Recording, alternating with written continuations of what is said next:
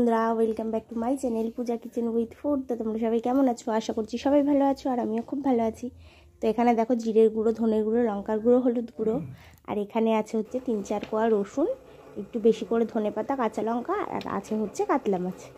তো দেখো আজকে আমি কাতলা মাছ দিয়ে ধনেপাতা দিয়ে একটা দারুণ রেসিপি বানাবো, আর খুবই কম সময় হয়ে যায়। শুধু মাছটাকে ভাজতেই যা টাইম, আমি সবসময় সহজ রেসিপি তোমাদের দেখানোর চেষ্টা করি। তো তার জন্য এই রেসিপিটা এখন শীতকালের জন্য তো দারুণ রেসিপি।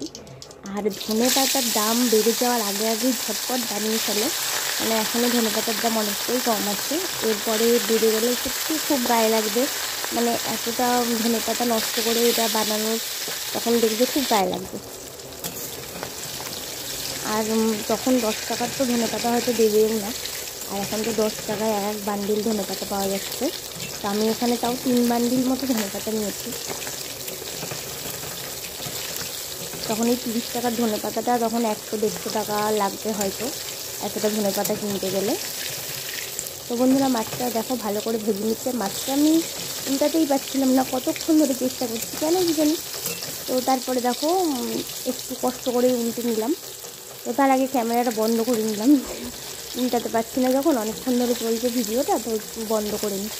তো তারপরে দেখো দুটো উল্টাতে পেরেছি, আবার দুটোকে নিয়ে যুদ্ধ শুরু করেছি উল্টানোর জন্য। তো আস্তে করে উল্টাতে পারলাম। তো তারপরে দেখো মাছগুলো ভাজা হয়ে গেলে খুবই অল্প সময় লাগে বন্ধুরা, বিশ্বাস করবে না, খুবই অল্প সময় দারুণ টেস্টি রেসিপি তোমাদের সাথে শেয়ার করছি। ভাতের সাথে তো জমে যায়, আমার তো খুব ভালো লাগে। এই রান্না হলে আমার আর কিচ্ছু লাগে না খেতে। আর অবশ্য আমার মেয়ে খুব ভালো খায়।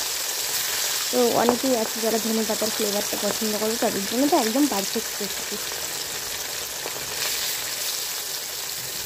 তারপরে দেখো আমি মাছগুলোও ভেজে নিচ্ছি। আর বন্ধুরা এখন বললে বিশ্বাস করবে না, মাছ কাটে দেখো একদম, মানে মাছের মাথার সাথে আগে কিন্তু অনেকটা মাছ পাওয়া যেত, যে একদম মাথার, আর এখন দেখো মাথার যে কাটাটা সেটাকেও ধরে কাটে, মানে একেবারে কী বলবো, মাথা বাদ দেয়, মানে শুধু মাথাটুকুনি বাদ দেয়, আর এক্সট্রা করে কোনো মাছ বাদ দেয় না। আগে কিন্তু এই ঘাড়ের মাছে এই কাঁটাটা পাওয়া যেত না, এখন এই কাঁটাটা শুদ্ধ কেটে দেয়। তো যাই হোক, কথা বলতে বলতে আমার মাছগুলো সব ভাজা হয়ে গেল। আর এখানে দেখো দিয়ে দিচ্ছি কালো জিরে ফোড়ন। তো তারপরে দেখো যে এই মশলাগুলো, গুঁড়ো মশলাগুলো আমি ভিজিয়ে রেখেছিলাম, হালকা গরম জলে ভিজিয়ে রাখলে একদম বাটা মশলার মতো হয়ে যায়। তো সবসময় গুঁড়ো মশলা ব্যবহার করলে ওর একটু ভিজিয়ে রাখবে।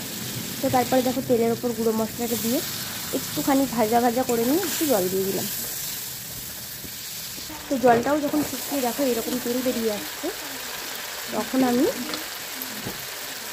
এর মধ্যে দিয়ে দিচ্ছি নুন, যেটা আমি আগে দিইনি। আমি কিন্তু হলুদ, শুকনো লঙ্কা সবই দেওয়া আগে, শুধু নুনটা দিইনি, সেটা পরে দিলাম। তো তারপরে দেখো দিয়ে দিচ্ছি আমি ধনেপাতা, কাঁচা লঙ্কা, আর 2-3 কোয়া রসুন যেটা দিয়েছিলাম সেটা বাটা। আর রসুনটা কিন্তু অবশ্যই দেবে, তার জন্য দারুণ একটা ফ্লেভার আসে। আর এখানে কিন্তু তোমরা দেখতেই পেয়েছো আদা পেঁয়াজ ব্যবহার কিন্তু করিনি, শুধু রসুন দিয়েছি। তো তোমাদেরকেও বলবো এইভাবে ট্রাই করো, দারুণ লাগে খেতে। তারপরে দেখো একটুখানি জল দিয়ে দিলাম।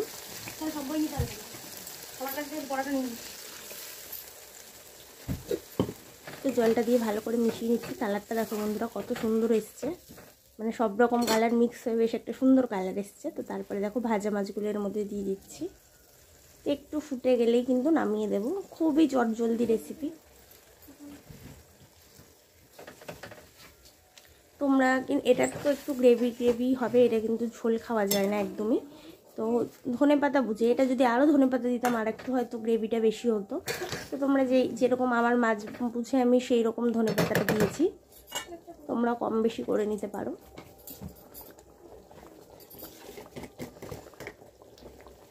আর রসুন কিন্তু 2-3 কোয়ার বেশি দিতে যাবে না কেউ, তাহলে কিন্তু ভালো লাগবে না, 2-3 কোয়া এনাফ। তো এখানে দেখো তার নামানোর মানে একটুখানি চিনি দিয়ে দিলাম। তো চিনি দিয়ে একবারে ফুটিয়ে নামিয়ে দেবো। তো তোমাদের যদি রেসিপি ভালো লাগে অবশ্যই একটা লাইক শেয়ার কমেন্ট করতে ভুলো না। চ্যানেলটিকে সাবস্ক্রাইব করে পাশে থাকা বেল বাটনটি প্রেস করে দিয়ে, যাতে আমি ভিডিও পোস্ট করলে নোটিফিকেশন তোমাদের কাছে পৌঁছে যায়। আর এখানে দেখো কথা বলতে বলতে রান্নাও শুরু। তো বন্ধুরা, কেমন লাগলো রেসিপি অবশ্যই জানিও। আর যদি ভালো লাগে অবশ্যই বলবো, আর একবার লাইক কমেন্ট করতে ভুলো না, পারলে শেয়ারও করে দিও। তো দেখা হবে আবার একটা নতুন ভিডিওর সাথে। সবাই সুস্থ থেকো, ভালো থেকো, আর ধনেপাতার দাম কম থাকতে থাকতে ঝটপট বানিয়ে ফেলো। টাটা।